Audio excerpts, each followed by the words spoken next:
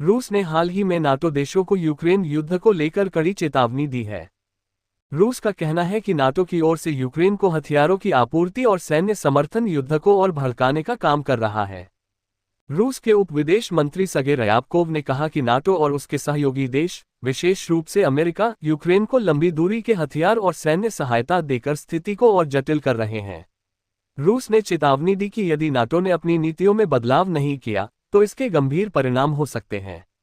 रूस ने यह भी दावा किया कि नाटो का ये कदम न केवल यूक्रेन युद्ध को लंबा खींच रहा है, बल्कि यह एक बड़े वैश्विक संघर्ष का कारण भी बन सकता है। इस बीच नाटो के महासचिव मार्क रूट ने रूस के व्यापारिक साझेदार देशों, विशेष रूप से भारत, चीन और ब्राजील को 100% सेकेंडरी टैरिफ की धमकी दी है। रूट ने कहा कि इन देशों को रूसी तेल और गैस के आयात पर पुनर्विचार करना चाहिए, अन्यथा उन्हें आर्थिक प्रतिबंधों का सामना करना पड़ सकता है। ये बयान अमेरिकी राष्ट्रपति डोनाल्ड ट्रंप के उस ऐलान के बाद आया, जिसमें उन्होंने रूस को 50 दिनों के भीतर यूक्रेन के साथ शांति समझौता करने या कड़े प्रतिबंधों का सामना करने की चेतावनी दी थी। ट्रंप ने यह भी कहा कि वह यूक्रेन को पैट्रियट मिसाइल सिस्टम जैसे उन्नत हथियार प्रदान करेंगे, जिन्हें नाटो देशों के माध्यम से यूक्रेन भेजा जाएगा। इस कदम को रूस ने उकसावे की कार्रवाई के रूप में देखा है। भारत ने नाटो के इस बयान पर कड़ा रुख अपनाया है।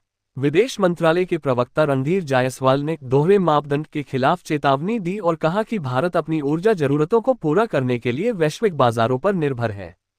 भारत ने 2024-25 में रूस से $56 बिलियन से अधिक का तेल आयात किया है, जो उसकी ऊर्जा सुरक्षा के लिए महत्वपूर्ण है।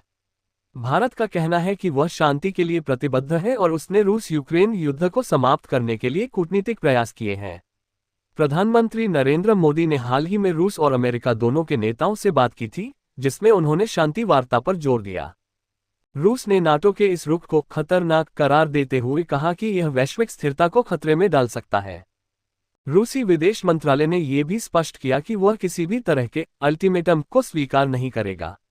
दूसरी ओर नाटो और अमेरिका का कहना है कि रूस की आक्रामक नीतियों के कारण यूक्रेन को सैन्य समर्थन देना आवश्यक है। इस बीच ब्राजील और चीन ने भी नाटो की धमकी की आलोचना की है।